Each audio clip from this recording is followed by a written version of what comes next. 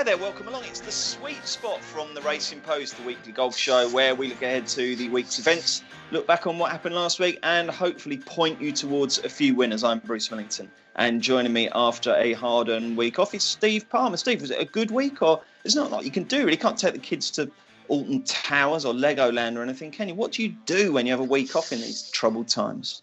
Well, there's a busy week of practice with Tommy Tiger in the practice garden. He was obviously pleased to see I had a bit more time on my hands, and he was hitting the ball quite well last week. But the whole week was under a cloud, really, because of what happened with Tiger Woods.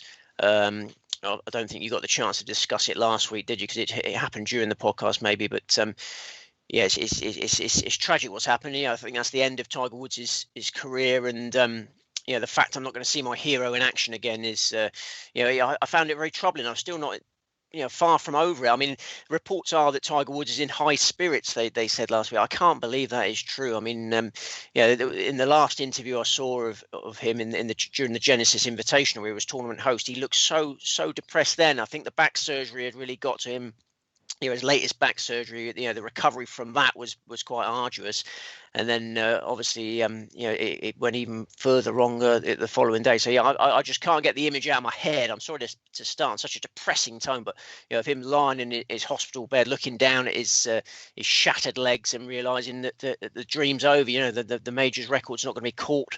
If the back surgery had gone well, then he would have had a few more years chasing Jack Nicklaus's record. But I think we have to accept now that the career is over.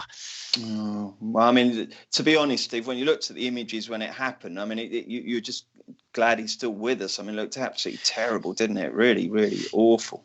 Yeah. I mean, you've got to take golf out of the equation, really. He's going to try and start to walk again. I think that the doctor said it'd be about a year before he can even start walking again, and then hopefully he can get to a stage where he can play golf with his son recreationally. But I don't think he can play competitive golf again.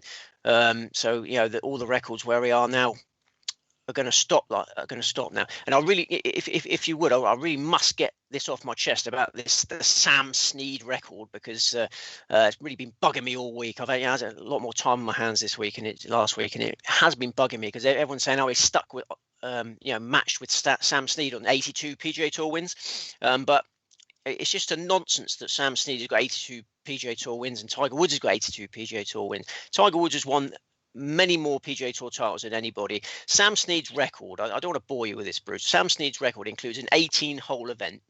It includes 3 36-hole events. It includes pairs events where he's won with a partner. Sam Snead hasn't got 82 PGA Tour wins. And then in contrast, Tiger Woods, the rating for Tiger Woods' figure of 82 doesn't include all his Hero World Challenge wins, and various other things. Tiger Woods has got about 100 PGA Tour wins if you base it on the same level as the Sam Snead. So I've never even heard the Sam Snead stat. It's a bit mean dragging him into it. He's done his best after Sam Snead, hasn't he? Blimey. Well, it just bugs me that there's people going, he's not going to get past Sam Snead now. He's been past Sam Snead for years. When he won the Zozo Championship, he's pulled level with Sam Snead. If you judge him on the same criteria, he's miles ahead of Sam Snead. I'm sure no one is comparing him to Sam Snead. There's only one Tiger Woods for sure. But did you manage to get any joy out of your week off, Steve? Was it overshadowed by your hero's, problems? I just saw it as like the circle of life, if you will. Tiger Woods' career had ended last week, and Tommy Tiger's career is just starting. I mean, he was hitting the ball so well, and he's moved on to full-size clubs. He's not interested in the little ones anymore. He uses my clubs. He's only one. I know, but he just uses full-size clubs. He actually marked my Scotty Cameron putter last week. As a real test of my sacrifice. I got this 250 quid putter that I adore, and he got it on the concrete and just he goes mashed potato. He mashed potatoed it on the concrete and it's marked.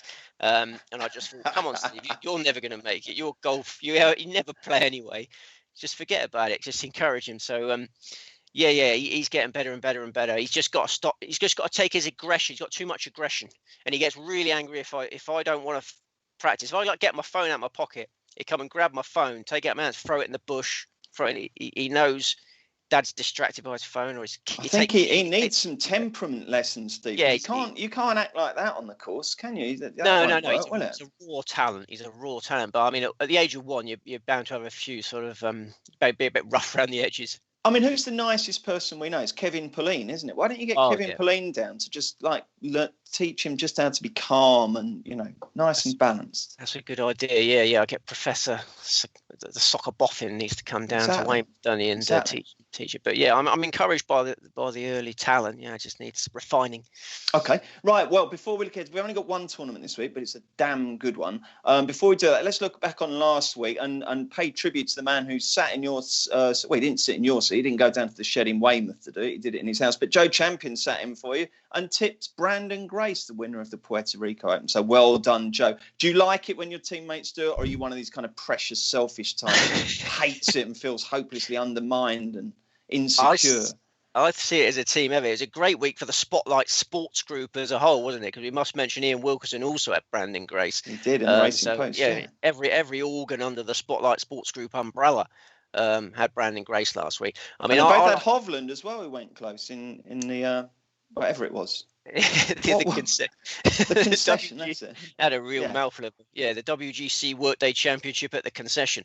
What a lovely golf course, by the way. Wow, that was gorgeous, wasn't it? Did you watch much of it? Yeah. I caught most of it over the weekend. Yeah. I hope they do go back there. Brooks Koepka said he'd go back there, but if they go back to Mexico, he wouldn't go back there. He was a bit controversial in his comments. Okay. So quick word on both tournaments, Steve. We'll start with Puerto Rico, even though it's the least important. But Brandon Grace, who's a winning machine, got it done. Very nice win, very poignant with his dad having left us a month ago. So that was nice, wasn't it? Would you think you'd have tipped him? I'm a big fan of Brandon Grace. Obviously, my daughter's named after Brandon Grace. He's been a very good servant to me through the years. I have a sort of subconscious affection for the name Grace because of my daughter. He did show signs of being back to form. But there's a fair chance. I don't want to say I definitely did. I completely zone out at the start of the week because I don't want to have any thoughts developing. I need to clear the mind in weeks off. To be good when I'm on, I've got to be 100% when I'm on and 100% off when I'm off.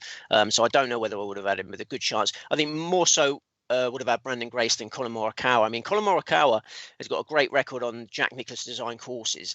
3 of his PGA Tour wins have come on Jack Nicklaus design courses. So there was that case for him there. But he putted awfully in his first outing with the claw putting grip. Switched to the claw in the Genesis. Really appalling putting performance in the Genesis. I think that probably would have put me off Colin Morikawa. Okay. And it was a poor week by Dustin, wasn't it? He completely blew out, didn't he? Yeah, he did. He had a bad final round the Genesis, and then didn't really seem to be emotionally invested last week. I think your man Hovland is the one to take from. He's not my man. Where'd you get that? Well, I mean, I'll call him our man then. I mean, I love Victor Hovland, and he left so many shots out. They had a quadruple bogey on the in the 9th hole in round 2. He's just an elite player now, isn't he? A properly elite player. If you can get short game improvement out of Hovland, you can threaten world number 1 status. I think he's that good. And then in Puerto Rico, it was nice to see Brandon Wu play well. Brandon Wu contended, finished 7th. He's already won on the Corn Ferry Tour, really classy youngster. So I think, Hovland and Wu were the 2 to take from the races. Okay, excellent. And good to be back. We've got a good tournament this week, haven't we? The Arnold Palmer Invitational. So let's preview that now. And first, we'll get the betting before Steve's thoughts. Again, as we always say, these are rough odds. You may get better out there, and you may get better place terms. Shop around for best price and best each way terms. 8-1 Rory McIlroy. I think he's good at this tournament, as Steve's going to tell us. Bryson DeChambeau is 12-1. Hovland 12-1. Tyrrell Hatton 16. Sun Jae Im is 20. Is he ever going to have a week off that bloke? Patrick Reed 20s, and then it's 22-1. A couple of Englishmen, Matt Fitzpatrick, Paul Casey, and there's loads of other good players there. So it's a really good tournament. Again, we've really had a bright start to the year, Steve. There hasn't been a sort of duff US Tour event since it resumed, has it? Well, this is it, and it's only going to step up a gear. I mean, the middle of the year is so congested with massive tournaments. You get Olympics, hopefully. I mean, Ryder Cups. I mean, you've got some serious golf coming your way, Bruce Millington. Oh, I'm looking forward to it. We've got the Players' Championship next week, but so it's all happening, isn't it? But meanwhile, this week, first of all, tell us about the Arnold Palmer Invitational, what sort of players it suits, what kind of course it is, and then we'll get your selections. Yeah, we're at the Bay Hill Club and Lodge, Orlando, Florida. 7,466 yards, par 72. It's hosted since 1979, but Uncle Arnold Palmer, he's tinkered with the track through the years. It's very rarely that the same test. I'd say any form from 2010, any form before 2010 is of no relevance. There was a big redesign before that event, and the form from 2019 and 2020 is by far the most relevant. It's been a really tough setup the last 2 years. Juicy rough, fast greens, and there's water everywhere. We had a windy weekend last year, and it was a real war of attrition, which Tyrrell Hatton came through. 4 under par was the winning score last year. So you need accuracy from tee to green. You need sound scrambling. You talk about the future. We've got 3 events in a row now in Florida on tough tracks. You got this, then Sawgrass, then the Honda Classic. These are proper tests of golf. Excellent. Looking forward to it. How many tips have you got? Just 3. 3. Oh, okay. Who are you going to go for? Are you going to go for Rory? No. Number 1 selection is Cyril Hatton. Cyril Hatton, the defending champion. Mentioned how gutsy that win was. That was his PGA Tour breakthrough 12 months ago in this. And he'd previously shown a liking for Bay Hill. He was 4th on his Arnold Palmer debut in 2017. He was beaten by only 2 shots that year. And in round 3 of the 2019 edition, nobody outscored him that day. So Hatton relishes this course, never been more confident. Started the year with a 4-shot victory in Abu Dhabi. McIlroy is the favourite this week, as you mentioned. Hatton and McIlroy had that duel in Abu Dhabi, and Hatton destroyed him. Then he was 6th on his Saudi International debut last month and took a lovely breather after that. Didn't get involved in any PGA Tour action until last week. Swung the club really nicely last week, finished 22nd, his short game wasn't really on it, closed with a 69, which was betted by only 7 players in the field. So I really like Tyrrell Hatton at 16-1. He's defended a title before, remember, back-to-back Dunhill Links Championship wins in 2016, 2017.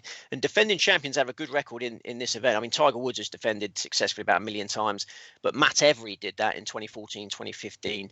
It's not a great field. Hatton at 16-1 is a superb bet. Blimey, Matt Every. God, I didn't realise he'd won this twice. That's incredible, isn't it? If Matt Every can do back-to-back wins, Tyrrell Hatton certainly can. Absolutely. Are we at a stage now, Steve, where you look at Hatton, but it's still being twice the price of Rory, where the market's a little bit slow to catch up on what these players are actually doing in the here and now rather than what's on their CV? I think you're absolutely right. If they're going head-to-head on Sunday, who do you think's the most likely winner? I mean, it's a difficult question to answer. I think you'd favour Hatton given recent history and how long the McIlroy winning drought is. Okay, so Hatton is the main man. Who else are you going to go for? Next best is Paul Casey, another Englishman. International players have a great record in this tournament. The last 5 winners of the Arnold Palmer have been non-American, and I see that trend continuing in this week. My 3 selections are all overseas raiders. Casey, like Hatton, had a really good Middle East swing on the European Tour. He won the Dubai Desert Classic running away from the field. He's played beautifully on all 4 of his starts in 2021. He's been top 12 in all of them. He was 5th in the Pebble Beach Pro-Am on his last outing, and really enjoying his golf again. He's all smiles, Casey. There's a real bounce about him at the age of 43. 2 of his 3 PGA Tour wins have come in Florida on a tough setup. The Valspar Championship, he's won that twice. Similar test this week. I see him thriving on it. He's not been a regular Bay Hill starter, but he's well up for it this year. He's nicely rested. Skipped the WGC last week to keep himself fresh for this one, and he's 2nd in the PGA Tour total driving stats. So I think he'll stay out of all that aqua that's going to destroy so many scorecards this week. Tell me about Paul Casey. Why is he? You get the impression that he's not that popular, but I've always found him to be a totally genial, pleasant, friendly sort of guy. Good talking to the media. I don't get where there's any sort of anti-Paul Casey sentiment. Tell me all about it.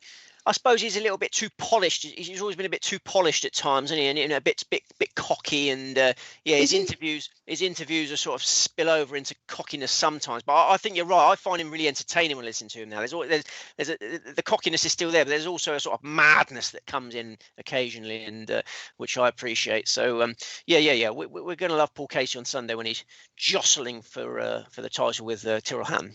Okay, and who else will be in the mix? Who's your 3rd selection? The 3rd one at a much bigger price is Christian Bazinhout, who is a PGA Tour maiden. desperate to get his PGA Tour card, and he was really unlucky in the Players Championship last year. The Players Championship was abandoned. You remember he got one round of that in before the world went mad, and a decent check there would have put him well on the way to getting this PGA Tour card he craved so much. He opened with a 65. He was in second place, only Hideki Matsuyama ahead of him, and then the event was cancelled. But he said he fell in love with Sawgrass. You know, it's a tough Florida track, and the week prior to that, he made his stateside debut in the Arnold Palmer Invitational, and he was fourth going into the final round. Great winning chance. And then on Sunday, he was playing in a two-ball with Rory McIlroy. You know, massive pressure, dropped from 4th to 18th. But still a fantastic effort considering his lack of PGA Tour experience. So he seems to like these tough Florida tracks, proved himself immediately on them. And he's put in some really solid stateside shifts since then. It's a tough one. Somewhat. And he's grown in experience stateside. And he was that South African swing. I know he enjoyed the South African swing of the European Tour just before Christmas. Gave us all something to watch. And Bazinhout was a star, and then won 2 runaway victories in that. He was 34th last week in the WGC. Nice tidy warm up. I think Bay Hill was a great fit for him. You know, 80 to 1 was out there. 8 places, 80 to 1 Bazinhout. I mean, come on. Excellent. Let's talk about some of the market leaders. We've touched upon Rory. Is 8 to 1 pretty smelly, or getting towards the point at which you'd become interested? No, not interested. It's the same old story lately. I mean, he's getting himself in contention, making silly mistakes. And in his post-round interview on Sunday, he's always very honest in his interviews. He said he's got a 2-way miss going. He doesn't know which side he's going to miss it on. I mean, the players don't mind when they're missing it on the same side. They can compensate. But McIlroy at the moment doesn't know where he's missing it. There's water everywhere at Bay Hill. He's got a good record in the event. Yeah, superb record in the event. But long losing drought and spraying it a bit. Okay, a man who I foolishly thought was going to take over the world of golf, and by now would be about as far clear in the world rankings as you could be, but hasn't. I'm glad to say, actually, because I didn't really like it when he was doing well. It's Bryson DeChambeau. He's joint second favourite. Now, I read somewhere rather that there is a par 5 that he can reach on this course. That can't be right, can it?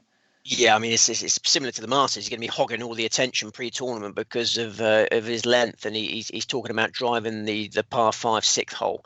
So is it a dog leg? Yeah. It's a dog leg right to left with a massive lake all covering the whole left side of it. So I think the carry is about 360 yards straight over the water hazard onto the green. So he's looking to set up albatross putts, you know. So he's going to test it out in. What would it be called if he got a hole in one at a par 5? Is there a bird that is named, or has it just never been done?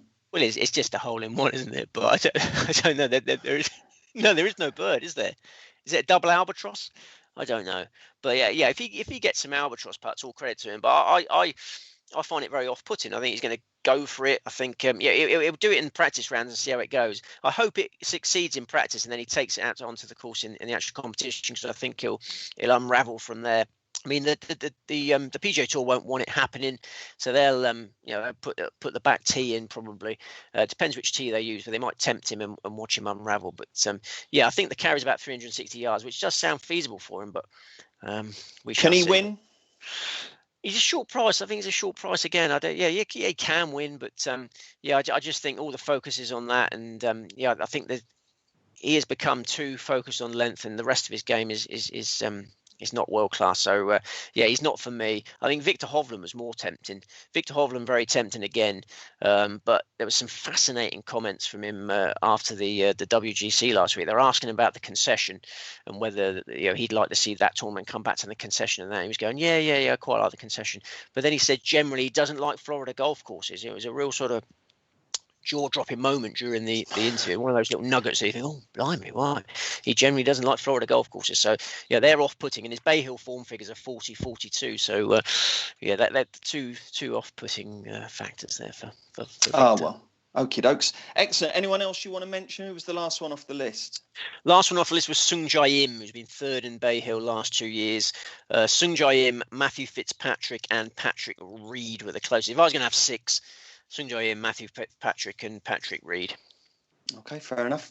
Any other news? I don't think there is. I think we just got to keep checking for updates on Tiger, haven't we? But I think it's going to be a long old process. I think Very private man. I don't think we'll hear from Tiger for a long time now. He just, any questions, it'll just be recovery. I mean, the fact he's driving that car on his own says a lot about Tiger Woods, doesn't it? I mean, why is Tiger Woods even driving himself? You've got a billionaire man there who just, he likes privacy, doesn't he? He likes driving. I mean, driving is a nice.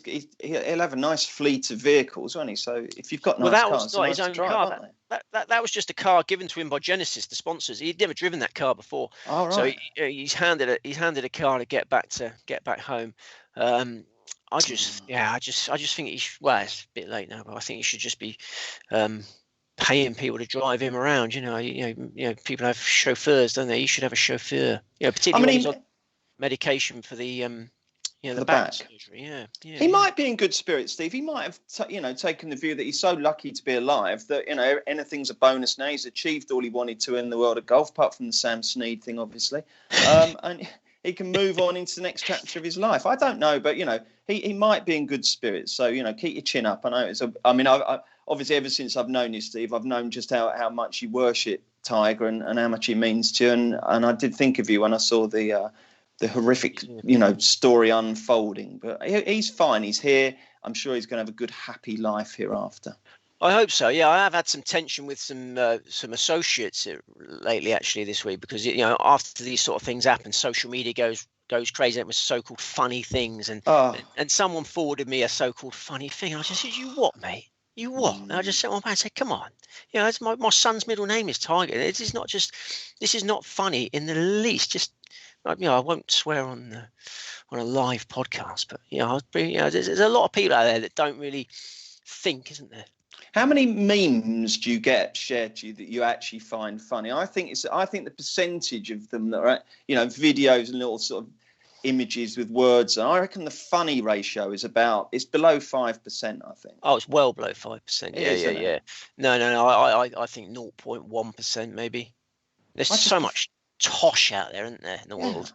Why can't people just share their own original opinions? Why can't people just shut up? Do you know what I mean? There's just so much noise in there, and most of it is just complete tosh. It's unnecessary. There's over communication these days. People just need to take a quite long hard look in the mirror and think, should I say this? No, just shut up. I think you're probably right. I'm afraid to continue the conversation now in case of what I say superfluous, but we should talk about what we've got coming up next week, Steve, because obviously two crackers, isn't there? One of which is the fifth major, isn't it? Tell us what we've got next week.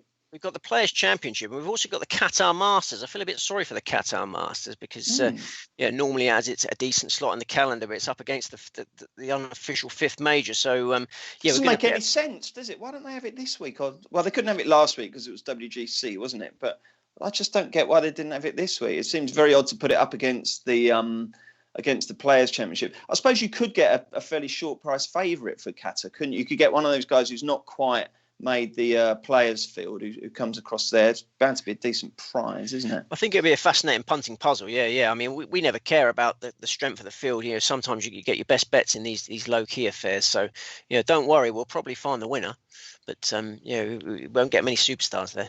Okay. Well, we've had a good start. Just before we go, I must thank John Owen from Formby for sending me this hat. The Tiger Woods hat. John sent that. Lovely gesture. In comparison to some people who have been sending me ridiculous things about Tiger Woods, John Owen from Formby hit the nail on the head with this gift. John is one of. I think John's my favourite Racing Post reader, postcast listener, fan. He's just always so nice, so loyal. Sends us gifts, doesn't he? He's brilliant. He's just a remarkable man. Yeah. Really, real sort of generous character. The world needs more John Owen from Formby's, doesn't it? Or rather, John Owens from Formby. I think you're right. Okay, mate. Let's reiterate this week's tips. It's the Arnold Palmer Invitational, and Steve Palmer goes for Tyrrell Hatton, Paul Casey, and Christian Bazinhout. Okay, mate. Great. Anything exciting coming up next few days? He asks. Shut up. I don't know. Right. June 21, isn't it? June 21's the date and all in our heads now, isn't it? No, middle of April. You can eat and drink outside, can't you? You can eat and drink outside middle of April. Yeah. Oh, yeah, that's true. Yeah. No, I'm excited by June 21 because my birthday's June 26th. All works out lightly. I might be able to do something on June 26th. But I've always thought this year is quite interesting. As soon as the lockdown ends, major season will start, and I'm basically locked in my shed anyway, writing about golf. So I think it'll be winter before I actually get out there. But no, you're right. Things are looking up. The weather's been picking up, hasn't it? You like a good bit of weather? Oh, massively, yeah. No, it's been good. There's a lot to look forward to, Steve, and hopefully you'll help us to get a winner this week. Good luck with your tips. Thank you very much, Steve. We'll speak to you next week. Thank you for joining us. Don't forget to bet responsibly, bet safely, and hopefully bet profitably. We're back next week for another Sweet Spot.